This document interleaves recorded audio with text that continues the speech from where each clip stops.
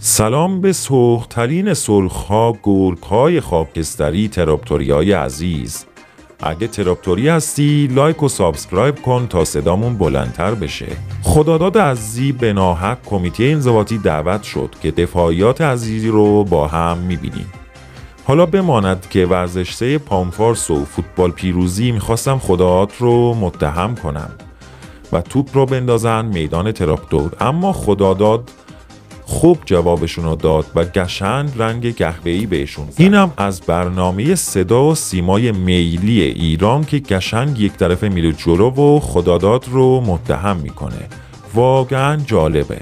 خودش هم شبیه مونکوله که با اون اعتماد به سقفش. ولی اما این تصویر جالبه. پرسپولیس یا همون لوازم یدکی تراکتور 11مین تیم تو لیگ هست که خلق موقعیت کرده.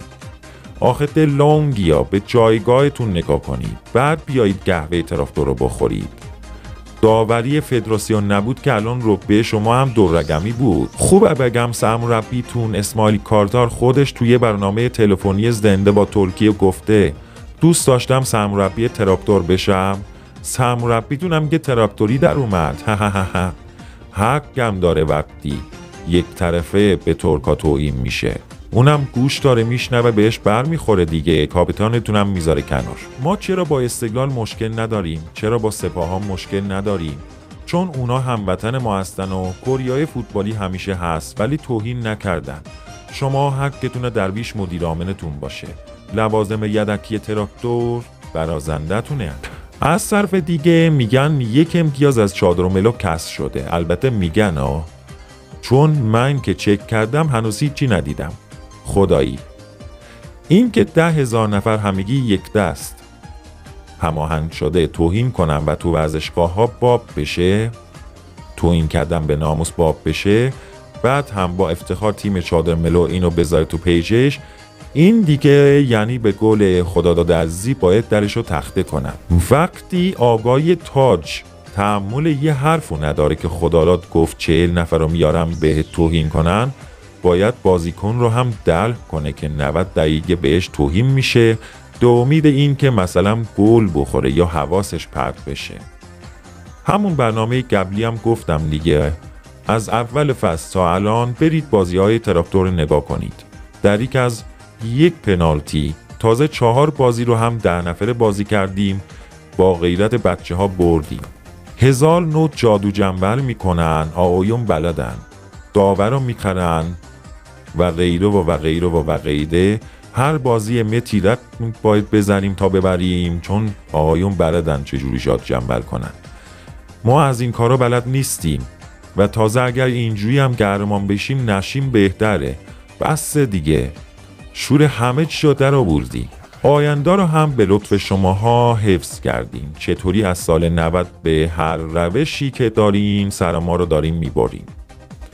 یه روز جامهای ما رو با مهندسی گرفتین، یه روز مقابل تیم‌های سوگلی بازیکنمون رو 4 کارته کردید، یه روز پنالتی نگرفتیم کلاً مثل این فصل، یه روز هوادارمون رو محروم کردین، یه روز اسم رو هوادار ما گذاشتیم که اینا ترجیح طرف هستن.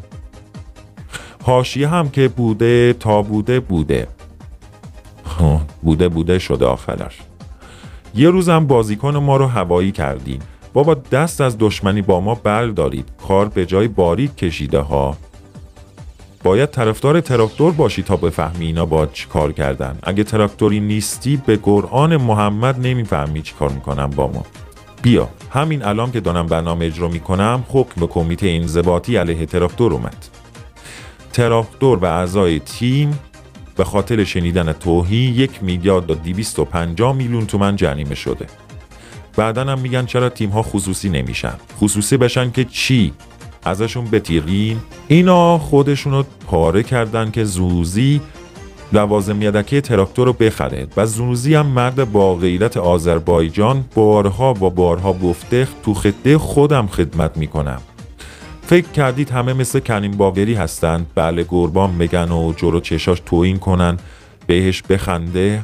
نه داداش، اینجا از این خبران نیست. آتا زنوزی پدر تراکتوره، میفهمی؟ پدر چیزی که اکثر شما پیروزی‌ها ندارید. یه خبر خوبم اینه که افزایش پهنای باند اینترنت و خطوط آنتنده‌ای در ورزشگاه یادگار امامه. رئیس دفتر فنی و مهندس اداری کل ورزش جوانان استان از افزایش ظرفیت پهنای باند و خطوط آنتنده‌ای با نصب آنتن‌های جدید در ورزشگاه خبر داد. میدونم چرا این خبر رو شنیدم یاد جمعه سیاه افتادم.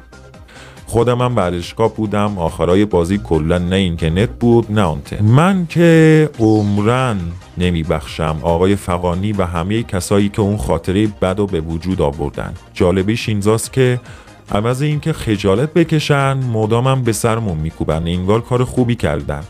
خوشحالی 5 دقیقه‌ای. آره ما مثل شما نیستیم کل مملکت و صدا سیما و داورات و مشتمون باشه و تو آسیا هیچی نباشی. یه خبر پیروزی سوزم دارم که تراکتور تیم اول ایران معرفی شد از نظر AFC. حالا برین بسوزید. این عکسم داشته باشین که نظر نمیدم در موردش، زیاد اهمیت نداره چون خودتون بفهمید دیگه. فقط بگم که این لاک پشت رئیس فوتبال یزده. در آخر برنامه هم باید بگم که ما کشورمون رو به شدت دوست داریم و خب بودنمون هم افتخار میکنیم که ترکیم و به کسی هم اجازه اهانت به ترک بودنمون رو نمیدیم. یشاسان ترختور، خداحافظ.